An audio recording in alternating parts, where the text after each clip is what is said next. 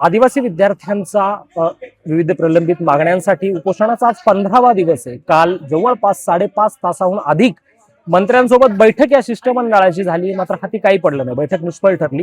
काय नक्की मंत्र्यांनी आश्वासन दिलंय आणि विद्यार्थ्यांची पुढची भूमिका काय या सगळ्यावर मला बोलायचंय।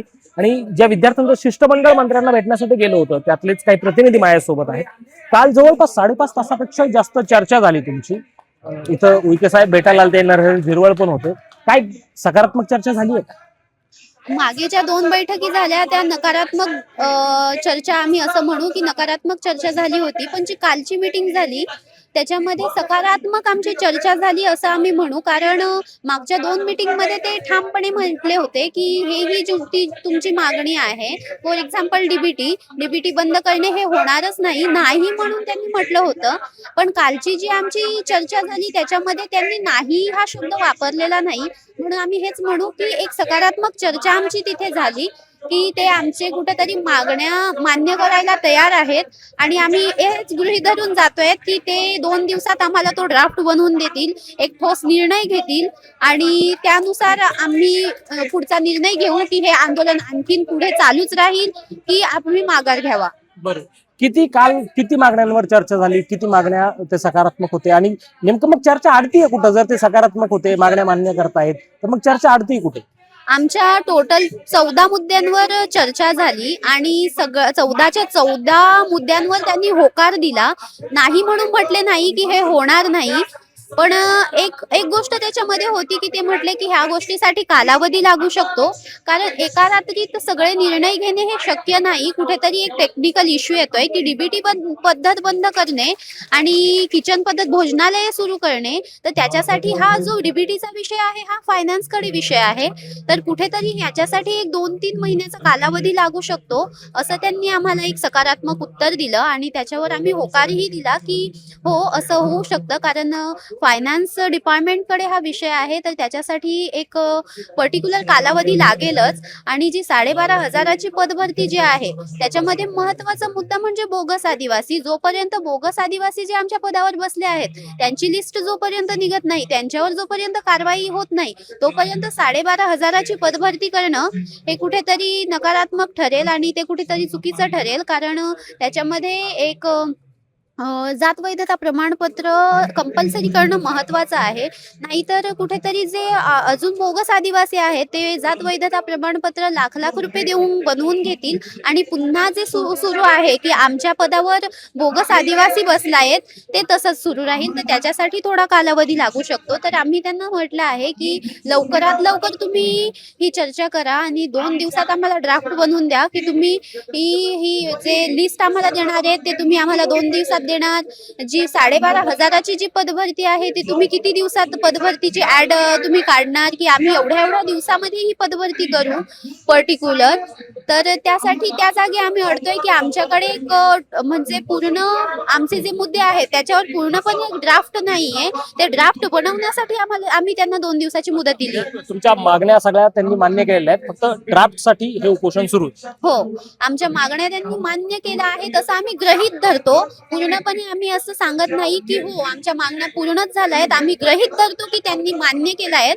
परंतु जर त्या ड्राफ्ट मध्ये आम्हाला एखादी गोष्ट नकारात्मक दृष्टिकोनातून जर आम्हाला घ्यायची झाली की ती नकारात्मक गोष्ट आहे, ती नकारात्मक मान्यता देत आहेत आम्हाला, तर आम्ही त्याच्यावर आणखीन चर्चा करू त्यांच्याशी की हे आम्हाला कुठेतरी मान्य नाहीये, त्याच्यावर तुम्ही चर्चा करा। त्याच्यावर तुम्ही आता त्याच वेळी म्हणजे आज जर ते येत आहेत आम्हाला ड्राफ्ट देत आहेत आणि आज आम्हाला वाटतं की ही गोष्ट आम्हाला मान्य नाही, तर त्याच वेळी तुम्ही निर्णय घ्यावा, कारण आम्ही त्यांना 2 दिवसाची मुदत दिली होती।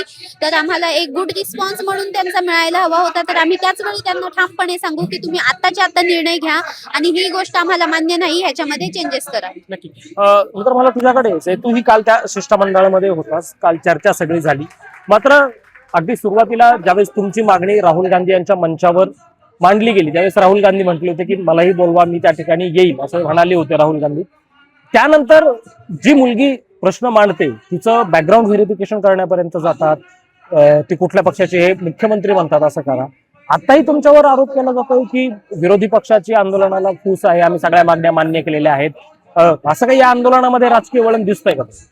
अजिबातच नाही। ती जी विद्यार्थी आहे निशा साबळे ही आमच्या वसतिगृहाची विद्यार्थिनी आहे. ती कोणत्याही राजकीय पक्षाशी जोडलेली नाही. ती एक विद्यार्थिनी आहे आणि आम्ही पण कोणत्याही राजकीय पक्षाला बळी न पडता, कोणाचंही न ऐकता आम्ही आमच्या शांततेच्या लोकशाहीच्या मार्गाने आम्ही आमचं उपोषण करत आहोत. यामध्ये काल काय झालं तर शासन बोललं की आम्ही या काही जे आमच्या मागण्या आहेत यासाठी 6 महिने लागतील, काही मागण्यांसाठी 3 महिने, तर काही 15 दिवस. आम्ही हे अमान्य केलं कारण आम्हाला साधारण आज आमचा 14-15 दिवस झाले आम्ही उपोषण करतोय. आम्ही त्यांना एक अल्टिमेटम दिला की 2 दिवसामध्ये आम्हाला आमच्या मागण्या मान्य पाहिजेत. यामध्ये काय आहे तर काही असे निर्णय आहेत की ज्यासाठी जे काही सामान्य प्रशासन विभाग असेल याची सुद्धा गरज पडणार आहे. त्याच्यानंतर अनेक असे निर्णय आहेत की जे इतर विभागाशी संबंधित लिंकेज असल्यामुळे त्यासाठी कालावधी लागू शकतो. त्यासाठी आम्ही शासनाला आज आणि उद्याचा आम्ही टाइम दिलेला आहे. ह्या 2 दिवसामध्ये शासनाने ठोस असा निर्णय घ्यावा तरच आम्ही आमचं उपोषण मागे घेऊ, अन्यथा आम्ही आमचं उपोषण मागे घेणार नाही. अजूनही खूप मोठं उपोषण, खूप मोठं आंदोलन आम्ही पूर्ण महाराष्ट्रभर करणार आहोत. जर तुमच्या उपोषणाला मोठा पाठिंबा मिळताना पाहायला मिळतोय. रोहित पवार या ठिकाणी आले होते, CPS सुळे त्यांनी सुद्धा व्हिडिओ कॉलवर तुमच्याशी बोललेले आहेत. अजून कोणी नेते आज किंवा उद्या पाठिंबा देण्यासाठी येणार आहेत का, किंवा कोणासोबत काही चर्चा सुरू आहे? नक्कीच जर सुप्रिया ताळे जर पुण्यामध्ये आल्या तर त्या नक्कीच या ठिकाणी भेट देतील. त्यानंतर CJPची टीम सुद्धा थोड्याच वेळामध्ये आम्हाला भेटायला येणार आहेत. ते सुद्धा आम्हाला पाठिंबा द्यायला तयार आहेत. परंतु आम्ही एक विद्यार्थी म्हणून आम्ही आमच्या शिक्षणासाठी लढत आहोत. आम्ही कोणत्याही राजकीय पक्षाशी जोडलेलो नाहीत. काल मंत्री आले होते अशोक उईके आणि त्यांच्यासोबत नरहर झिरवाळ पण होते. झिरवाळ साहेब म्हटले खाऊन पिऊन उपोषण करा. त्यावेळेस काही विद्यार्थी म्हटले होते की तुम्ही थट्टा करू नका आंदोलनाची.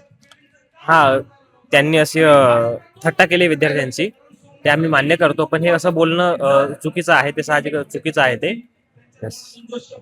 यावर विद्यार्थी म्हणून काय वाटतं तुला की असं 15-15 दिवस उपोषणाला बसलेले आहेत ना विद्यार्थी, खाऊन पिऊन उपोषण करा अशा पद्धतीने सांगणार. अर्थातच चिंतेपोटी म्हणले असतील, त्यांचा काय उद्देश होता तो त्यांना जास्त माहित असावा. पण 15 दिवसापासून उपोषण करणारे विद्यार्थी आणि त्यांच्या समोर अशा पद्धतीने एखाद्या संविधानिक आंदोलनाला बोलणं हे कितपत योग्य? आमची सकारात्मक चर्चा झाली. त्यानंतर ते इथं त्यांनी येऊन प्रत्यक्षात बघितलं की खरोखर आमच्या विद्यार्थ्यांची जी कंडिशन आहे ती खूपच जास्त खालावली आहे.